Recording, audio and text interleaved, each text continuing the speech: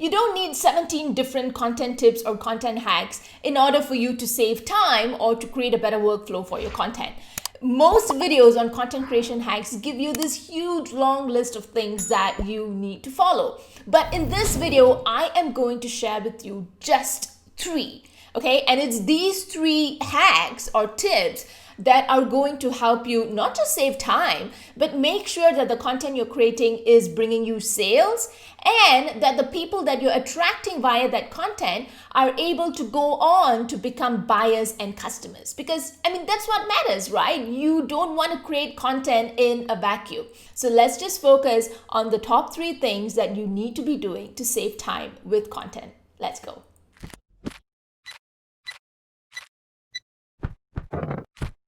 First content creation hack is thinking in terms of promotions or campaigns. So whenever you are sitting down to write a piece of content, you don't want to be plucking out content ideas from air. You want each content piece to make sense within your larger marketing goal or the vision that you have for your business. Like I said, you don't want to be creating content in a vacuum. Every single piece of content has to have a role to play. So how exactly do you make sure that every single piece of content that you create is on point and is aligned with your marketing goals, with your business goals, and with the larger vision that you have?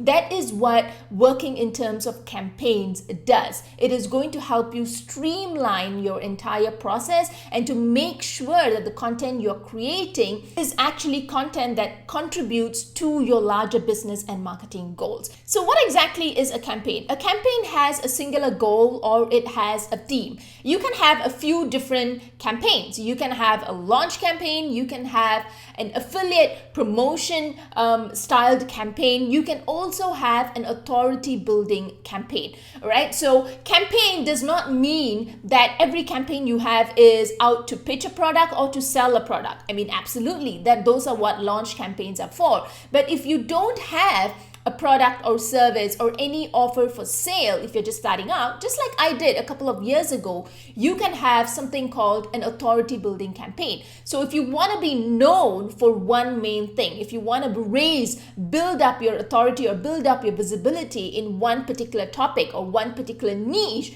you can absolutely use authority building campaigns to raise your visibility, to get your audience to associate you with that particular topic. Those are what authority building campaigns are for. So if you don't have your own offer, if maybe you're promoting other offers, if you are a proud affiliate of an offer or a tool that has really worked for you, that has really helped you, you can absolutely do affiliate promotion campaigns to help your audience see how helpful that tool has been and how it could be actually used in their own business or in their own work. All right. So the content pieces that you create as part of a campaign are not disjointed pieces of content. Every single content piece in that campaign works towards promoting that main goal, works towards helping you attain and achieve that main goal or that theme. So if it's a launch campaign, obviously the main goal here is to promote that particular offer or whatever. It could be a product, it could be a service, it could be to get that sale. So think about it. Once you have your campaign, then you have the main goal or theme of that campaign. It's going to be a lot easier for you to come up with content pieces for that particular campaign. So let's take it a step further. How exactly do you know what content pieces are going to feed your campaign? I'm going to show you 2 different examples. So let's take an example where you have a service, you have a product for sale. Okay, I am a huge fan of the customer awareness spectrum. So this is a spectrum that says that people who kind of get onto your email list or people who come and find you via your blog or your YouTube channel are at different stages of awareness. Not everyone is aware of the problem that you are trying to help them solve. Not everyone is aware of the solutions that exist out there in the market. Okay, there are some who are brand new to the space, who actually need your help in bringing awareness to the problem in the first place. So if someone doesn't know that they have a pain point that they need to solve, or if they are so stuck in thinking that the symptoms are the real problems, that is where you have to come in and raise their awareness. You have to get them to be aware of the problem in the first place before you can even pitch them, before you can even sell them the benefits of what you have to offer. Like I said, this could be a product, it could be a service, the same thought process would still work. Okay, so a very simple formula that I like to use is AIDA, which is attention, interest, desire, and action. This is a copywriting formula that has been used for decades, right? And this is something that you can use to actually plot out the content pieces that are going to feed your campaign. So awareness or attention style content pieces usually center around the what and the why. Why is this topic important? What do I have to do to get rid of this pain point? Or what is this topic about? All about raising awareness, really exploring what this topic is about. All right. Now, the next step is interest. This is when they are actually interested in hearing your solutions. So how-based content pieces would be perfect for audiences at this stage in time. Because if you have done a really good job of raising attention to the problem, you brought awareness to the pain point, then this is when they're going to be starting to look at solutions. All right, now you've told me this, how exactly do I go and solve this? So when you come in and you share with them how-to content on how they can kind of address certain things or certain pain points, you are going to be the one person that they are going to trust. You're going to be that person that they're going to look to as a solution. All right. Now, in the desire phase, the content that you're going to share here is all about how you can actually offer them a solution. Do you have case studies? Do you have testimonials? Do you have personal things that you've tried and that has actually solved this problem for you? This is where you're going to share all of that. And action is actually giving them a clear call to action to go and buy your offer or service. Okay, so this is where you want to address any last minute questions that they have. You can address any kind of objections they may have about your offer. Okay, so this is how you would typically structure any kind of campaign. But in the action step, just because you have nothing for sale doesn't mean you cannot have an ask. Okay, you can absolutely have an ask in there for your audience. You could get them to share a testimonial. It could be a video testimonial, it could be a written testimonial. You could get them to take a survey. You can get them to join a Facebook group. You could get them to sign up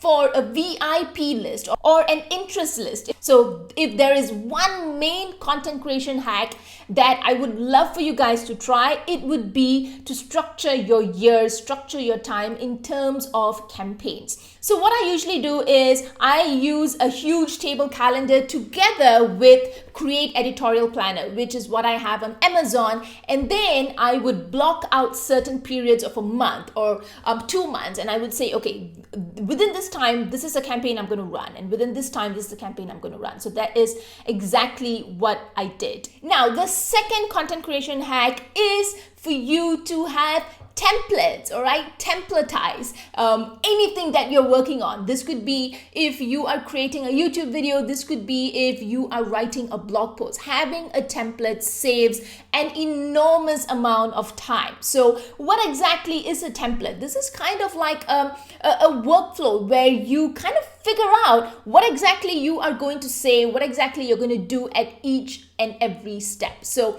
the first thing is perhaps to have a short hook. So this would work whether you have a blog post or whether you are doing YouTube videos or even if it's a podcast, right? Now, if you go onto my blog and you take a look, every single blog post has a similar frame, a similar structure. Now, the content is different, the topics are different, but the way I structure that post is pretty similar. Same thing goes for a YouTube video as well. How are you going to start?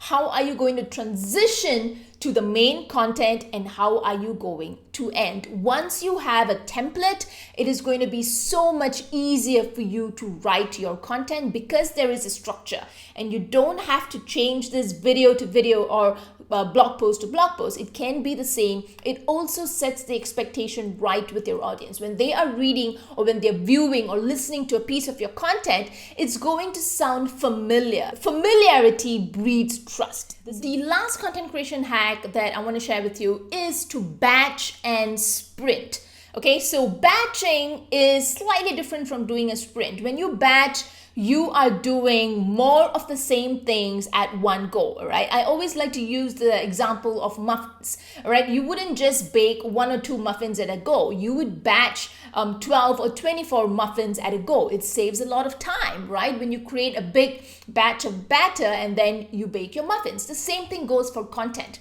Okay, if you are working in terms of campaigns, this is perfect for you, all right? If you're working on a campaign, you know your end goal, you know the theme, it's easier for you to batch your content pieces. So you can't do it all in a single day, right? That's the thing. So you need to have an outline, you need to have a plan before you sit down to batch. So usually what I would do, if it's a blog post, I would know that these are the content pieces that I am going to create. So I would base it based on IDA, right? So attention, I've got maybe 1 to 2 pieces.